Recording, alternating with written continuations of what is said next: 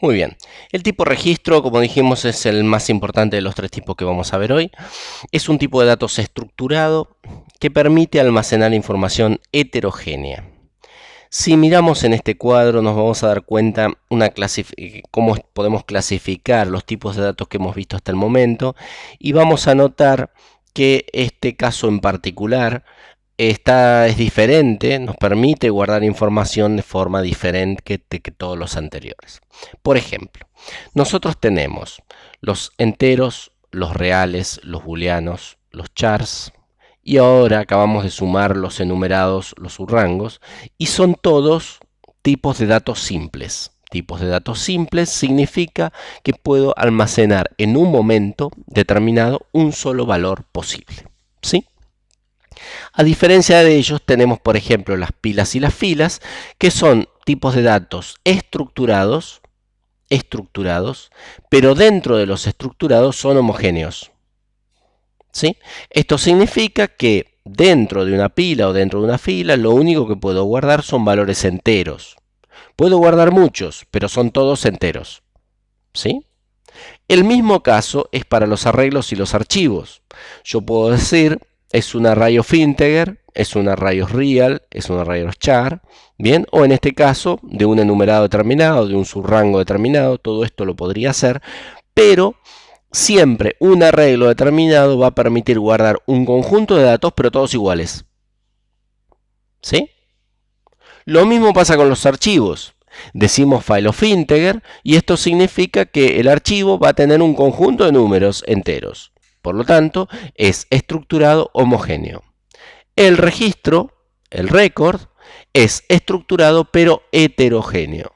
Es decir, que permite almacenar información de distinto tipo.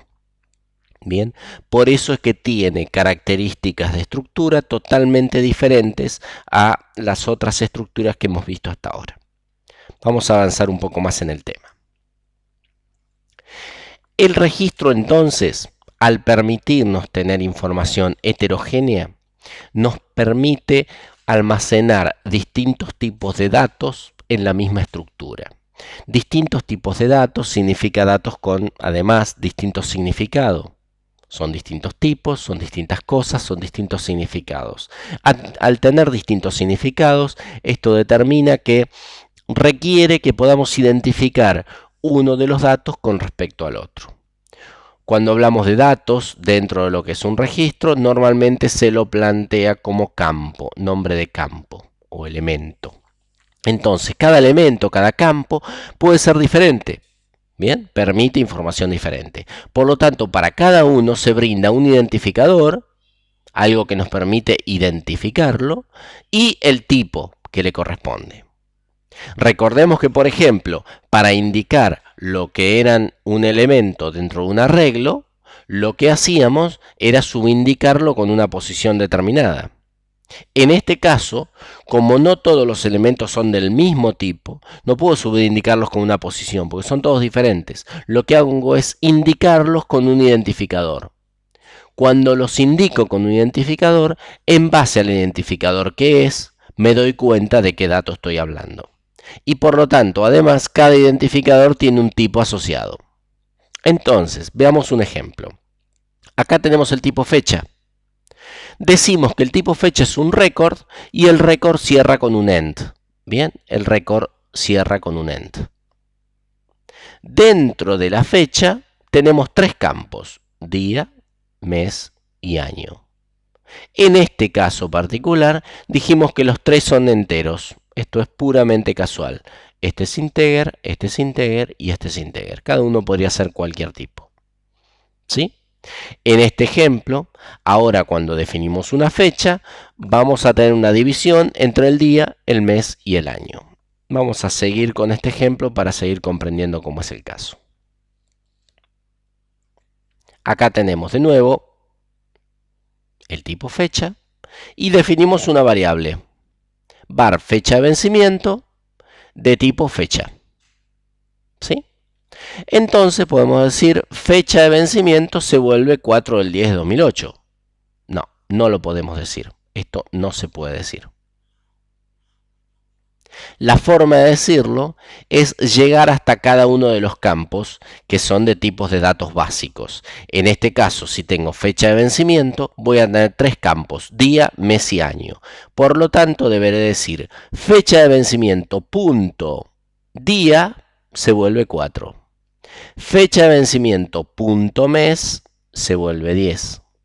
Y fecha de vencimiento punto año se vuelve 2008. Esto sí está bien. Campo a campo puedo identificarlo. Todo junto no. De esta forma no se puede. No se puede imprimir, no se puede leer, no se puede asignar. ¿Sí? Si yo deseo imprimir fecha de vencimiento punto día, bueno, el día es un entero, por lo tanto voy a tener las mismas características que tienen los enteros. Como los enteros se pueden imprimir, este campo también. ¿Sí? Si este sería un enumerado, no voy a poder imprimirlo porque es un enumerado y los enumerados no se imprimen. Bueno, tienen exactamente las mismas características que el campo en sí, pero nunca los tengo que manejar agrupados. Tengo que manejarlos de forma separada en su valor primitivo o primario, básico, digamos. Bueno, puedo decir también fecha de vencimiento punto día se vuelve fecha de vencimiento punto día más 1. Esto está bien. ¿Por qué? Porque es un número entero. Por lo tanto, los números enteros se lo pueden sumar y esto es totalmente permisible. Bien. Veamos ahora otro ejemplo. Este ejemplo tenemos nuevamente el tipo fecha. Pero acá al tipo fecha lo especializamos un poquito. Y dijimos, pucha, entero está bien. Pero el día dentro de los enteros solo puede tener valores desde el 1 hasta el 31. Por lo tanto, acá definimos un subrango. ¿Sí? Es un subrango de el 1 al 31 de enteros. Acá tenemos otro subrango y acá tenemos otro subrango. Como vemos ahora, los tres campos tienen distinto tipo y no voy a poder cruzarlos y cambiar las cosas. ¿Sí? Ahora definimos aquí otro tipo. Y decimos, bueno, tipo factura. El tipo factura también es un registro, por lo tanto termina con un end. ¿Sí? Y decimos que tenemos el campo emisión, que es de tipo fecha.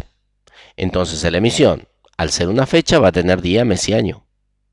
El campo cliente, que es un entero. El campo importe, que es un real. El campo impuestos, que también es un real. El campo total, que también es un real.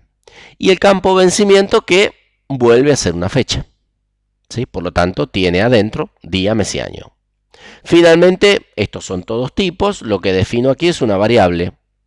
Y digo, una factura es de tipo factura. ¿Sí? De ser así, ¿cómo haría ahora para acceder a un dato determinado?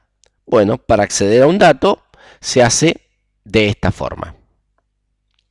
De esta forma lo que digo es, la variable es una factura, por lo tanto, una factura. Si quiero llegar al año de emisión de la factura, a una factura debo decir punto emisión. Punto emisión. Como emisión es de tipo fecha, aquí en fecha me fijo y año es la variable. Entré en emisión, emisión es de tipo fecha, entro en fecha y de fecha voy a año. Entonces es punto año. Y ahí, por ejemplo, le asigno un 2007. Fíjense que lo que estoy haciendo es asignar a los campos que ya tienen un tipo primitivo definido. ¿Sí? Nuevamente aquí definí de 1 a 31, de 1 a 12 y de 1900 a 2050. ¿Se comprende? Esta es la forma en que se acceden a los datos dentro de un registro y por lo tanto es la forma en que después se puede operar con él. Bien, para aclarar un poco más estas características vamos a ver cómo se trabaja con registros.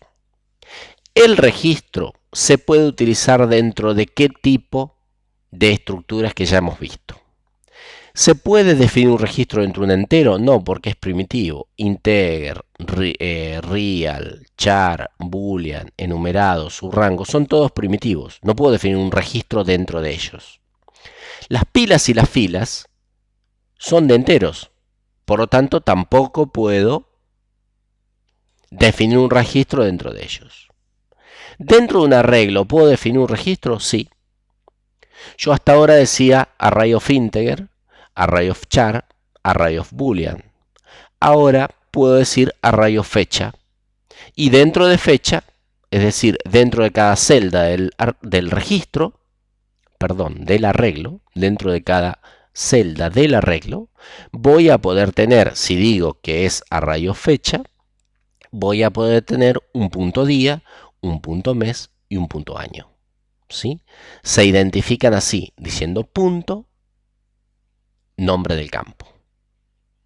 También voy a poder, y esto es el lugar donde más se utilizan los registros, definir ahora, en vez de decir un file of integer, un file of, por ejemplo, factura, tipo factura, como habíamos definido.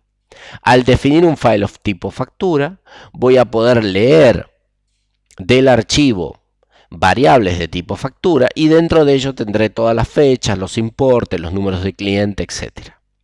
Tanto arrays como file pueden definir en su interior registros. ¿Sí? Estos son válidos. Por otro lado, ya vimos que el registro se puede usar dentro de un registro, porque dentro del tipo factura teníamos el tipo fecha. Esto significa que un registro se puede definir dentro del otro. Bien, veamos ahora otro cuadro más que nos va a indicar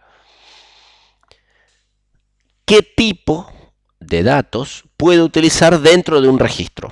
Ahora es al revés. Cuando estoy definiendo un registro, ¿campos de qué tipo puedo definir?